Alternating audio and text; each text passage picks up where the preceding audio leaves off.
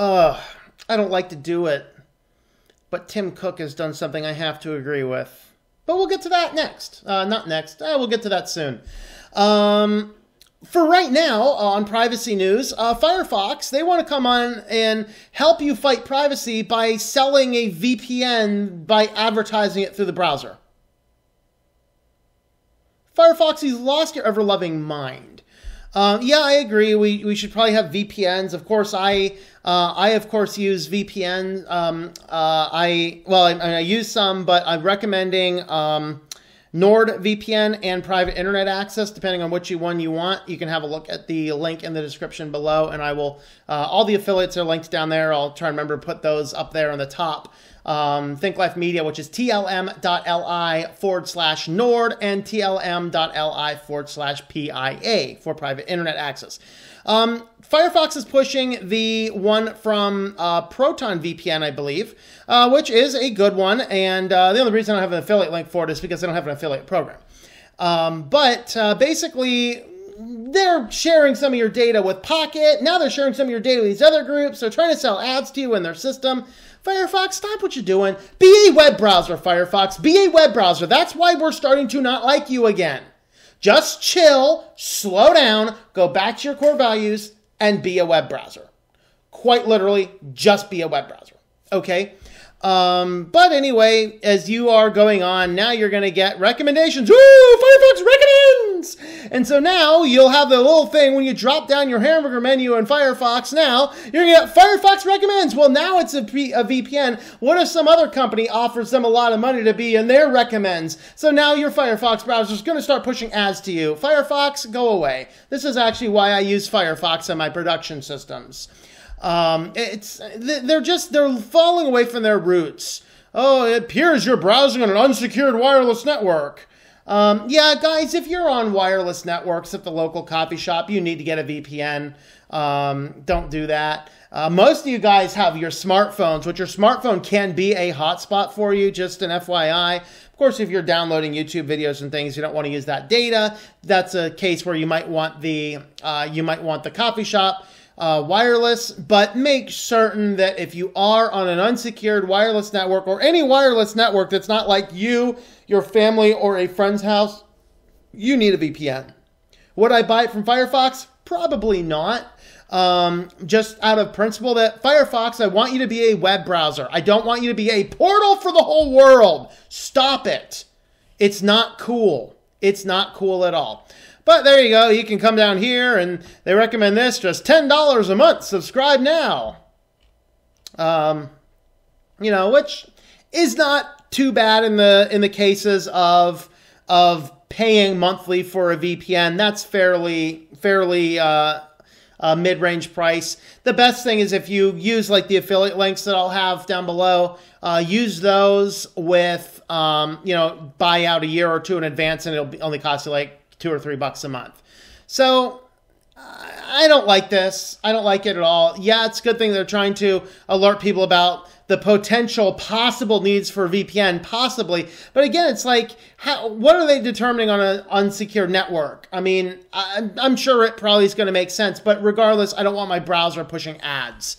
So Firefox, you've lost your ever-loving mind.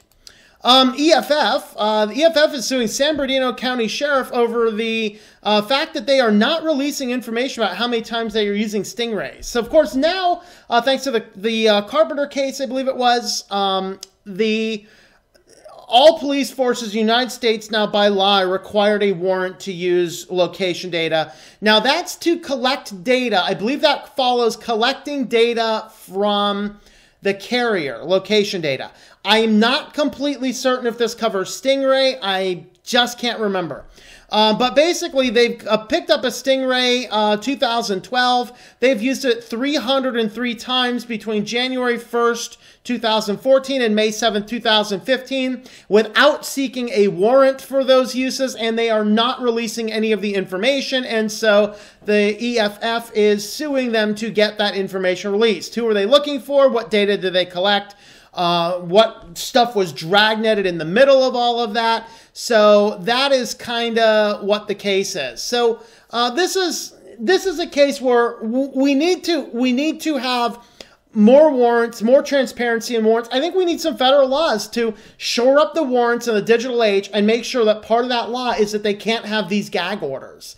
Because if the police want to come in here and do a search warrant and execute a search warrant, I'm aware of it. Okay? And that's in the law to protect the integrity of the nation. But all these gag order warrants for all these data companies that are collecting all of this information, this is kind of a problematic thing because by nature of simply interacting with our world, we absolutely have zero choice but to give all this information out, and you literally can't survive without it, which is where we come to the point where I have to agree with Tim Cook. Oh, I don't want to. But Tim Cook is probably the first, and I'm not sure if it's the only, but certainly the first and the largest tech company to come up and say, hey, we need a digital privacy law. Very much like the EU's GDPR, which other than the cookie portion of that law, I completely agree with the GDPR. I like the rule. We need something like that here. We just got to do away with that cookie part because guess what? The cookies are part of our system, except for Google when it automatically logs you into Chrome simply because you checked your email, completely keeps you logged in and then stores all your cookies on their servers. That's a different case. And I think that that's something that GDPR would cover. But other than the whole cookie policy, because frankly, I have control of the computer, I can delete the cookies. And I can even delete the super cookies. Just make sure you don't have Flash running on anything. But Tim Cook gave this keynote speech, and we're just going to kind of go down through all of the crazy stuff, and let's get down to the actual part where he's talking about it. So, taken to extreme, the process creates an enduring digital profile. Let's go back up a little bit more.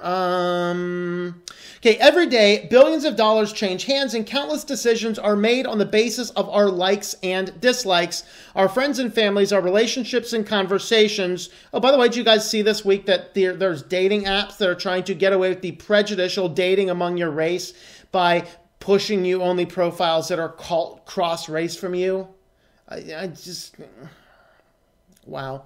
Anyway, our relationships, conversations, our wishes and fears, our hopes and dreams. These scrapes of data, each one harmless enough on its own, are carefully assembled, synthesized, traded, and sold. Taken to its extreme, this process creates an enduring digital profile and lets companies know you better than you may know yourself. Your profile is run through algorithms that can serve up increasingly extreme content, pounding our harmless preferences into hardened convictions. If green is your favorite color, you may find yourself reading a lot of articles or watching a lot of videos about the insidious threat from people who like orange. In other words, if you're red and Republican, you may find yourself either steered towards Republican videos or towards videos that are going to cause you to hate the opposite party. That's essentially what he's saying in a very politically correct way. All right. In the news, almost every day, we bear witness to the harmful, even deadly effects of these narrowed worldviews. We shouldn't sugarcoat the consequences. This is surveillance, and these stockpiles of personal data serve only to enrich the companies that collect them.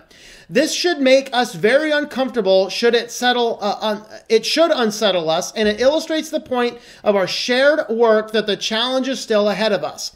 Fortunately, this year, we've shown the world that good policy and political will can come together to protect the rights of everyone. We should celebrate the transformative work of the European institutions tasked with successful implementation of the GDPR. We also celebrate the new steps taken not only here in Europe, but around the world. In Singapore, Japan, Brazil, New Zealand, and many more nations, pretty much every nation except the United States.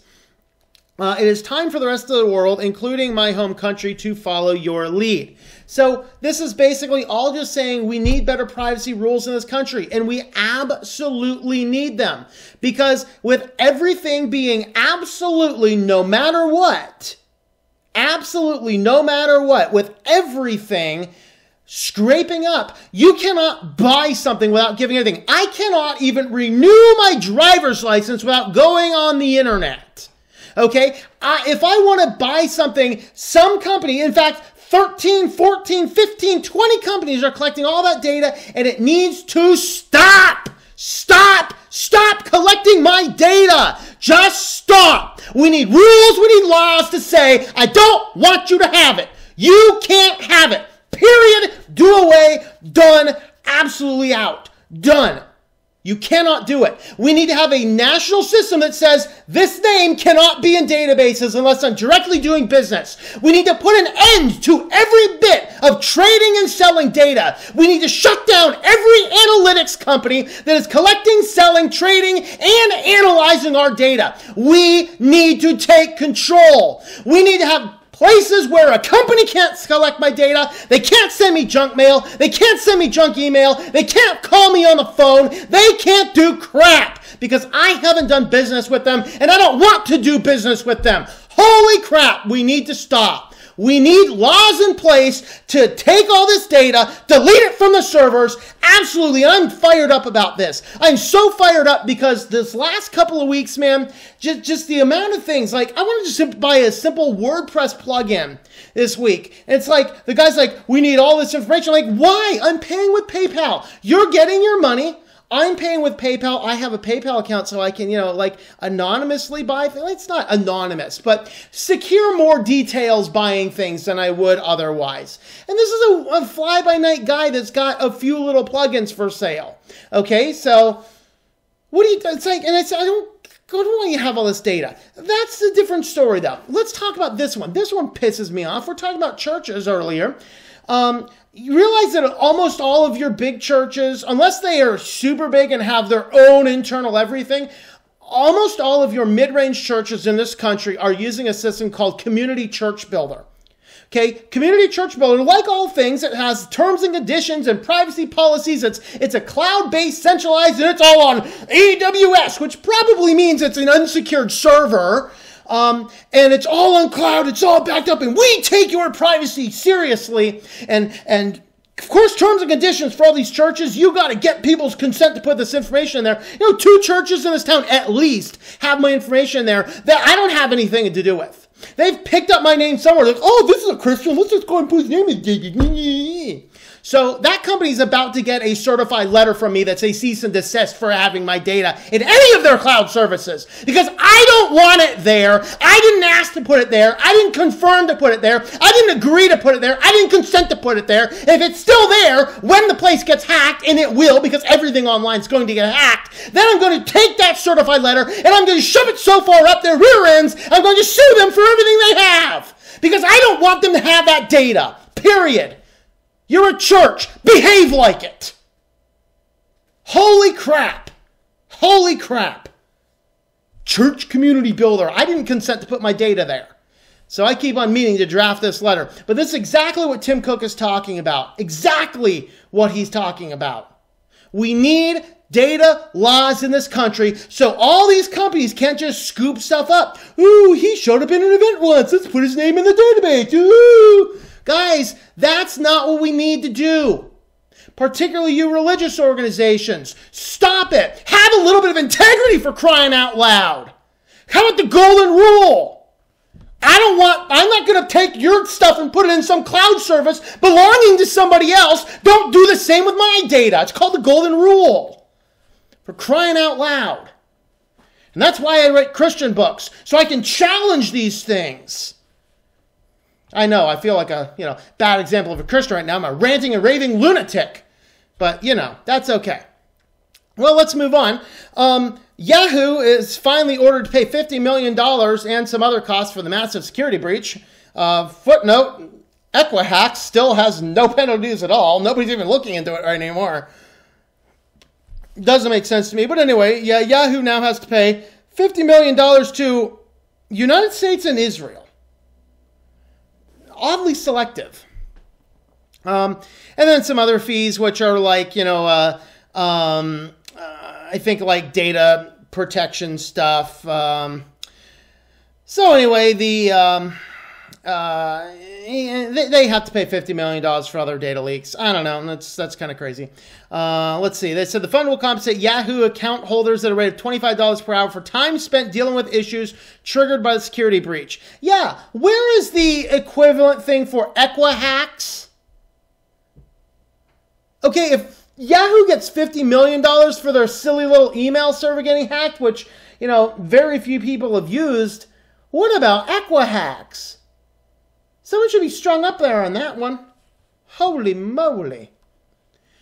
And I think this is our last one here. Just keep an eye out. Of course, there's this new social media thing that I've never heard of called TikTok. Apparently teenagers are using it, and you can put up, you know, is it 15-second video clips or something like that. Well, and then there's Musical.ly, and then TikTok and Musical.ly merged, owned by a big Chinese company called ByteDance. Guaranteed that's an analytical firm. I mean, ByteDance, what else do? They move around data. Their data's dancing back and forth. It's a data analytics firm. Well, Facebook is coming up with their own new system now. So, what's the name of this one?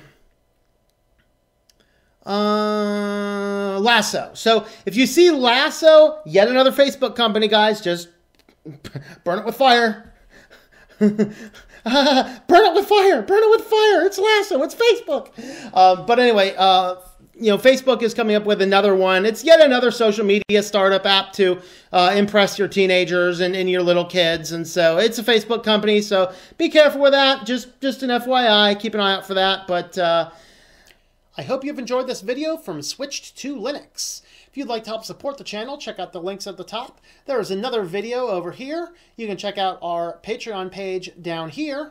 And you can check out shop.switchedtolinux.com for information on a t-shirt like this or some other designs. Thanks for watching, and I hope that you enjoy switching to Linux.